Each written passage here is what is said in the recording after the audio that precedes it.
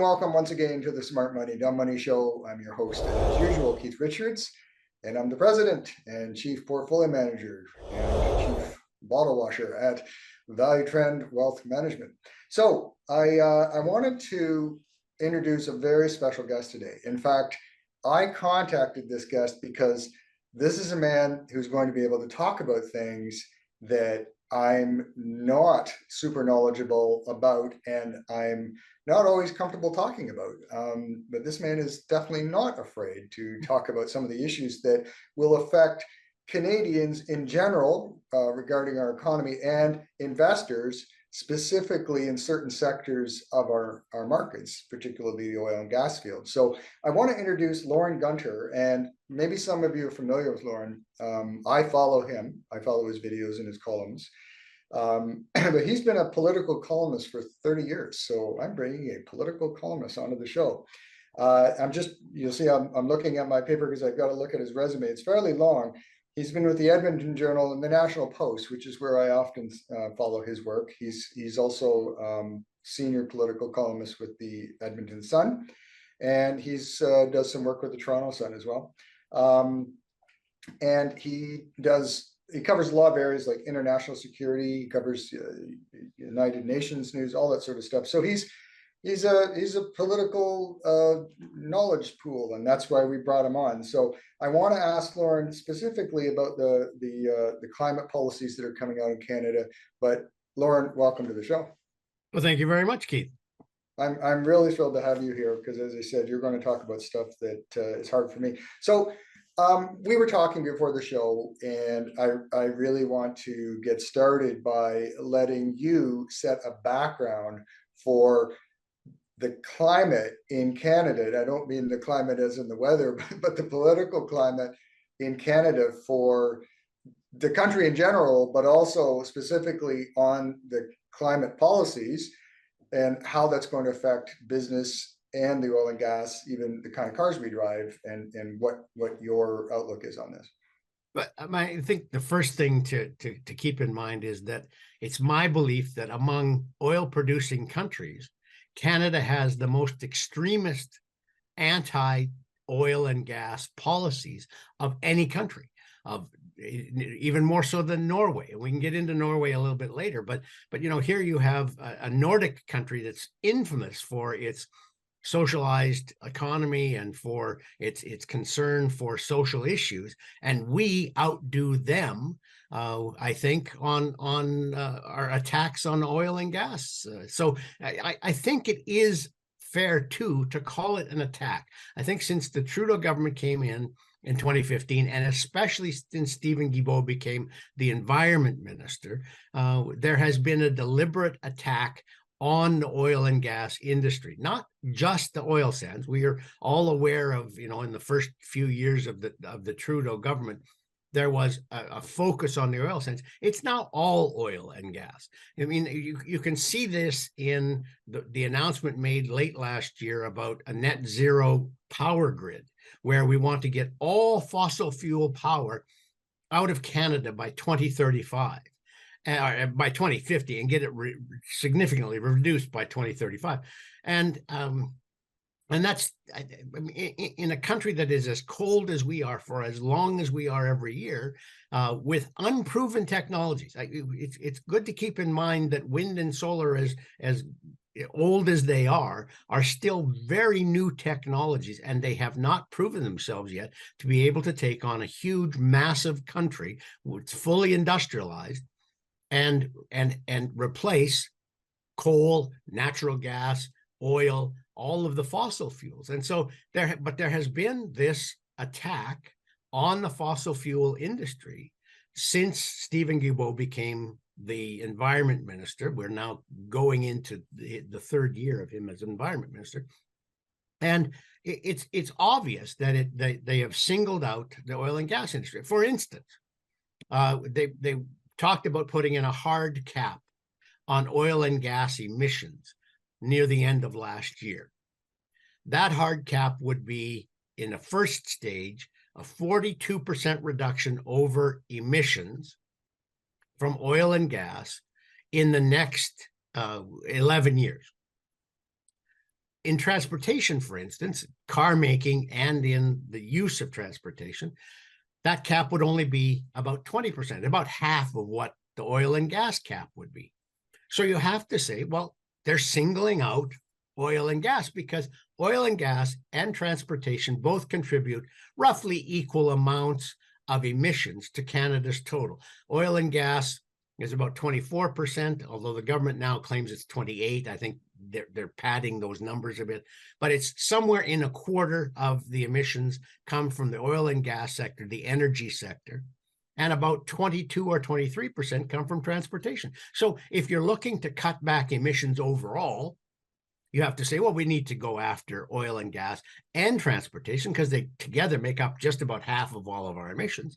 But that's not what the Trudeau government has done. That's not what Guilbeault has done. They've gone specifically after oil and gas. So you have to think that it's deliberate, that it's targeted. And you also have to accept, I think, certainly we in the West accept this, that if the oil and gas industry were in Ontario and Quebec, it would not be singled out the way it is because it's in Alberta, and Alberta doesn't vote for Liberals. We have 34 seats, 2 of them are Liberal, and if you look at any of the detailed polling that's gone on in the last year, neither of those Liberal MPs will be reelected. So the Liberals, when they do their calculations, and every calculation they make, every single calculation they make involves their reelection. It's not always the only factor they're looking at, but it is always a factor. And so when you look at that, they say, well, you know, we can win some seats in downtown Toronto by looking like we're very green, and we're not going to lose many seats in the West. So the balance for them of attacking oil and gas over transportation, it's a no-brainer for them. So that's, I think, the bulk of it. You know, they've gone after, there's a tanker ban on oil off the West Coast, but it's only Alberta oil. If you read the regulations carefully, it only applies to Alberta oil. The Supreme Court told them that they had intruded into provincial territory on the No More Pipelines environmental assessment law that they passed. So everything like this. So we're the only province left. Alberta and Saskatchewan, the only provinces left, Nova Scotia to some extent too, that use a lot of fossil fuels to generate electricity. We switched from coal in the 2010s to natural gas because we were told, well, coal is dirty, but natural gas is clean. So we spent billions of dollars redoing all of our power plants so that they run on natural gas. And now Guilbeault comes along and says, no, you mustn't use natural gas. It's a fossil fuel. It's very dirty. We can't have that. So time and time again, you can see that we think they're singling out Alberta and Saskatchewan and the West, but they're certainly, even if they're not singling out this region, they're singling out the oil and gas industry.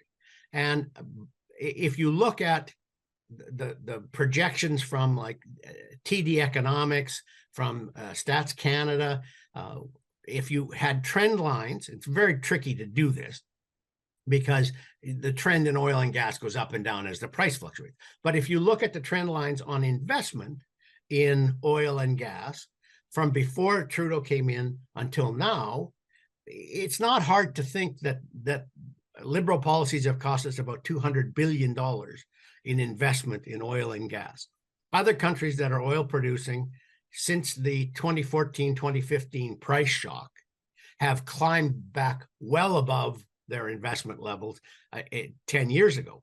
We are not yet there. And so you have to think that some of that is a result of political policies from the current government. Oh, without a doubt, without a doubt.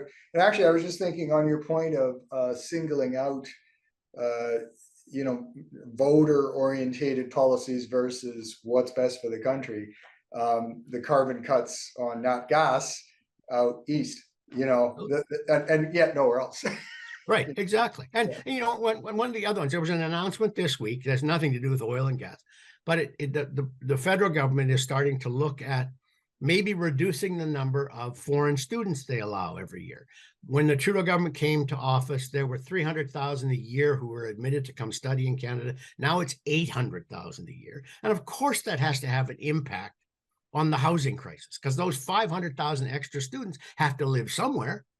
And so the government said, well, yes, we'll think about maybe reducing the number of foreign students. That's a purely political decision on their part. Their desire, their policy desire would be to allow even more. But they realize that this is one of the big problems they're facing with maybe getting reelected in 2024, 2025. And so they've decided to go against their better judgment, their desire on the policy side, because on the political side, they're taking a hit. And so they haven't gotten to that point yet with oil and gas, but who knows, maybe if they start realizing that all of this curtailed investment is having an impact on their bottom line, and they're not able to curtail the national debt, they're not able to fund all sorts of social spending that they would like to fund because they're not getting all the money from the oil and gas sector, they may change their minds too. Yeah, actually, it's interesting. There was a bit of a meme or cartoon kind of thing I saw a while ago. It said if you can't, you have Trudeau's picture. It said, if I can't get reelected, I'm going to import some more voters that'll elect me. Yeah. Something to that effect, and Exactly. that is very much true. I want to focus just for a minute on we were talking about the oil and gas industry, and that's really a big part of this conversation. But this new EV mandate by 2035, I think we both can. I think a lot of people are beginning to wake up that this isn't realistic. I mean, cold weather is hitting us across the country right now in Canada, and people are finding out that their 100-kilometer or whatever it is journey to their work, when they get caught in a snowstorm and it takes 3 hours versus then 1 hour, they're running heat at full blast. And remember, in an EV, heat is run right off the battery. It's not coming as a byproduct of an engine heat. So they run out of juice, and they're being towed or stranded or whatever. And not to mention, regular range problems. And here, I'm in Florida right now, and I'll even tell you, in the summer in Florida, everybody cranks their air conditioner, both in their house and their car. It's the same problem. The range decreases incredibly. I know a few people that have Teslas. And they all tell me, yeah, man, like in July, August, September here, like our Teslas get half the mileage because they've got the air conditioning at full blast. So and you don't just start for 5 minutes at a gas station and fill up, and move on. You have to, have a full on recharging thing. So the practicality of that, Right. But also the effect on industry, and we were talking about that. So maybe you can offer your thoughts in that, both from we can touch on the practicality, but also the effect on industry in Canada. Yeah, well, I think for the industry to go ahead with this, because consumers are now starting to show they don't have an interest in EVs. There was a bit of a surge in EV sales, let's say from about 2022, maybe 2021 through to the middle of 2023, but it's slowed down a lot since then, so much so that manufacturers like Ford and General Motors, and then a lot of the European manufacturers, are scaling back on their EV production. And I think because EVs were a second or third car for wealthier car drivers. I have a friend who has an EV. It's his 6th car. So if it gets cold and he hasn't got the range with his EV, he just goes and gets one of the internal combustion engine cars that he has in his garage, and he uses it. I think those, there were a lot of people who wanted to show how woke they were, among their professional social friends, and they bought EVs, and, oh, aren't I conscious about the environment? My goodness. But that is only possible if you have the ability to have a second or third car that doesn't need to go outside the city. They can be lovely urban vehicles for some people. I can see my wife, who seldom uses her vehicle except to commute to her downtown office. I could see her at some point having an EV. I have no particular fetish for the internal combustion engine. I don't care what you power my vehicle with, but it's got to go as far as my current truck will go on a tank of gas. So that's about 800 to 900 kilometers. It's got to be able to work in cold weather, which the EVs don't. And as you say, they don't work particularly well in extremely hot weather either. And it has to be able to be recharged in roughly the same amount of time that I can refuel. And so I'll tell you, our son used to live in Vancouver, and from our house to his apartment was a little over 11 hours. I could make it with one stop in the middle of British Columbia, and I would fuel up. I'd go in and get a soda and some jerky or something to tide me over till I got down to Vancouver. And I could do that in under 10 minutes. Well, you cannot recharge an EV in under 10 minutes, and you're not going 600 kilometers before you have to stop. You're going to have to recharge it 4 times, whereas I refueled once. And so you're looking at 4 hours wasted on refueling. So when ordinary people start to look at that and they realize that EVs are a lot more expensive, they start to back away from it. If you have an ordinary middle-class job, you really probably can't afford an EV. And so that's where it's going to come in, I think, with investors and with governments. Governments are already in Ontario and BC subsidizing big time EV purchases. And that's one of the reasons why Ontario and BC have the highest concentrations of EVs. The other reason is that Toronto, for its ugly winters, still does not have the same kind of brutal cold for as many months as much of the rest of the country does. And so you can operate an EV without losing 50%, 60%, 70% of the battery life. I had a reader send me a note this past week when it was minus 40 across the prairies. He was in Thompson, Manitoba. It was minus 44. He had a Ford F-150 Lightning, which is the full electric pickup truck from Ford. And he went 18 kilometers and he'd lost 90% of his battery life. So he had to turn around quickly and get back to his charging station. So it's just not practical. For instance, if I owned an oil service company and I was sending guys out into the bush to service transmission stations or to look at pumps or do whatever, I am not sending them out in January in EVs, because you're looking at sometimes 300 to 400 kilometers out, and there is no charging station at the other end, and they don't have the time in cold weather. I talked to another guy who was sitting in his car charging at a public station, and he said it took twice as long, so it took closer to 2 hours to get a full charge, because he had to run the vehicle to keep the heater on because it was so cold. And so it just, like, there's no practicality to this. So in order to attract buyers, what's going to happen is that the government is going to have to spend a phenomenal sum of money to bring the price down to a point where ordinary people will put up with that kind of inconvenience, or they have to mandate, for instance, the closure of gas stations. I mean, I think somewhere down deep in the bowels of Environment and Climate Change Canada, they're already thinking about that. Because another big problem I have with Stephen Guilbeault, the environment minister, is that he lets environmental groups write a lot of federal policy. And it's not a hard sell within his department, which is also very, very extremist on climate change.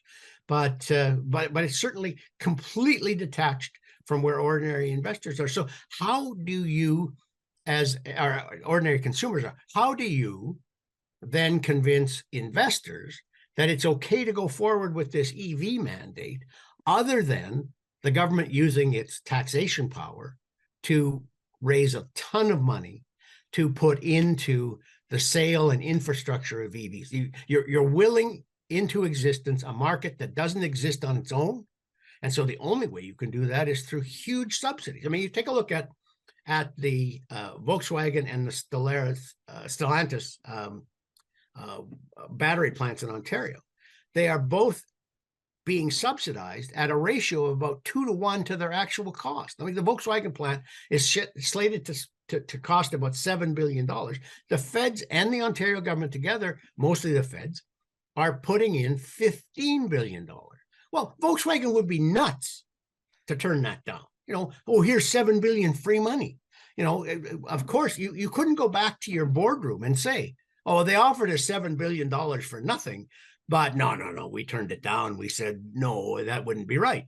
So that's the kind of investment thinking that the federal government doesn't do. Like it just doesn't think. It wants this to happen so badly. It will forbid the things it dislikes, and it will subsidize through the nose and out the ears and through the eyeballs any of the things it does want. Yeah, I wrote a T-shirt. I made a T-shirt, and it says, 4 out of every 3 liberals can't do math. And that's the math you're talking about. Yeah. So I actually, so that is a point, is that, I mean, these aren't going to be profitable. And by the way, from a pragmatic point of view, Hertz, the car company, the company Hertz, just announced, I think it was 20% of their fleet is going to be replaced. They're literally dumping the EVs, and they're replacing them right back again with internal combustion engines. And this is happening across the country and across North America with ordinary people. They're dumping their EVs because they found all the problems we just mentioned. It's like, they're impractical. Some reports of fires, I don't know how often those happen, but whatever the case, they're just, we're going to be, if Trudeau's allowed to do what he's doing, and hopefully not through the next election, but if he is, then we're going to have, it'll eventually add up to, yes, gas stations closing and the dreaded 15-minute city that we've always heard come out of Europe with the Great Reset and all that. So I really do fear that.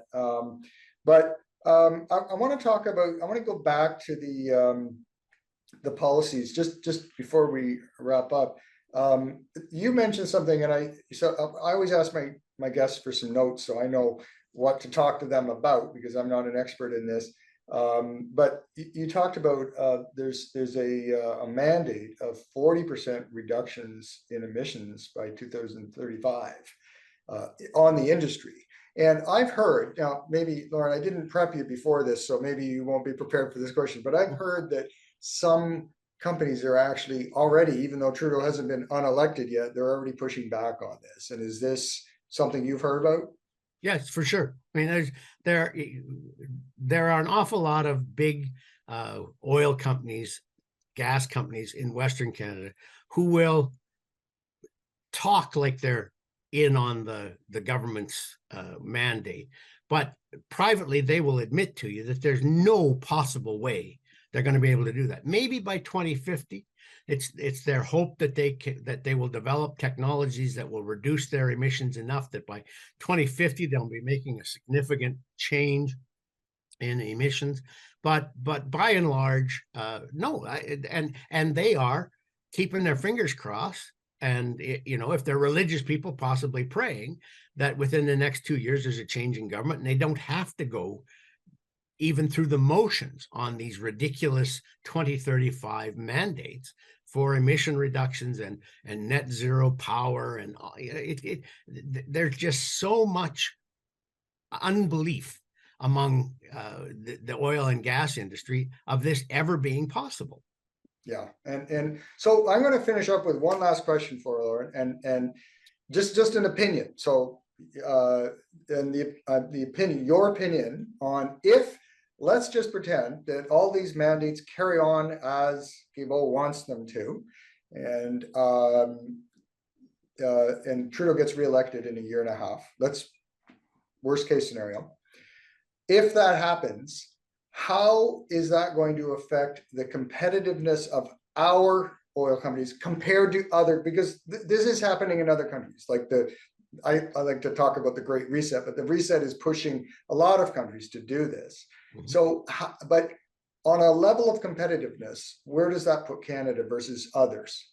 Well, I can only hope that whoever forms the government after the next election, even if it is the Liberals, that they smarten up and they do things, for instance, like they're doing in Norway.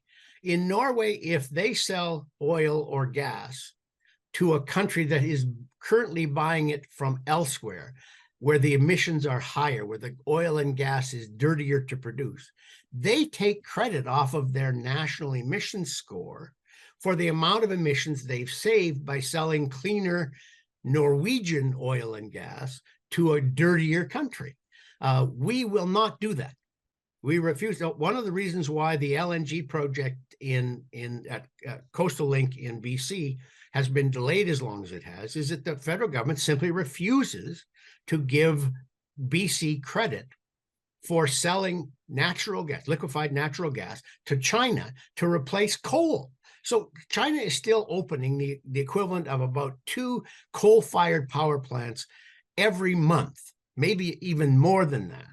And we could contribute cleaner natural gas to that and cut down worldwide emissions, but we don't take credit for that. And so my hope is that no matter who is reelected, we'll at least do smarter things like that. Now, Norway is often held up by the Liberals as an example of a country that has electrified its vehicle fleet, has spent billions of dollars, because Norway is very, very long and narrow, spent billions of dollars putting in charging stations in the middle of absolutely nowhere along their main highways.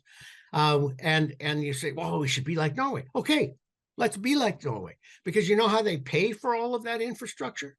From selling oil and gas to other countries, then taking credit for cleaning up the environment with their oil and gas. So we've got to get grown up. Right now, we are, I think, acting on a national level at the federal government like a bunch of idealistic university-age students, and we got to actually get more grown up about all of that. Yeah, I totally agree. I mean, we weren't going to talk about Guibo's history of climbing Yeah. towers and being arrested for, climbing on Ralph Klein's hanging banners from the CN Tower. Yeah, just he's like he's a child, and Yeah. was a child. They're both like liberal arts playboys. But whatever the case, I sometimes like to refer to that statement: you just can't make this stuff up. And it's real, but sometimes I blink and I can't believe it. So I hope you're right, and I do. You were making a statement there. I'm sorry. Your hope is that there's either a change in, if the Liberals get reelected, it's another Liberal set, or hopefully a change to another government that has some sense of reality that we do need to work on the climate. We do need to make things better, but not the way these guys are doing it. So I really appreciate you coming on. And I think as Canadian investors, we need to keep this stuff in mind, because guess what? We can buy oil and gas companies anywhere in the world. There's some big operations outside of Canada. And if it's really not profitable, because as investors, we're pragmatic. We just want to make money. So if it's not pragmatic, we look elsewhere, and hopefully we don't have to. So thank you, Lorne.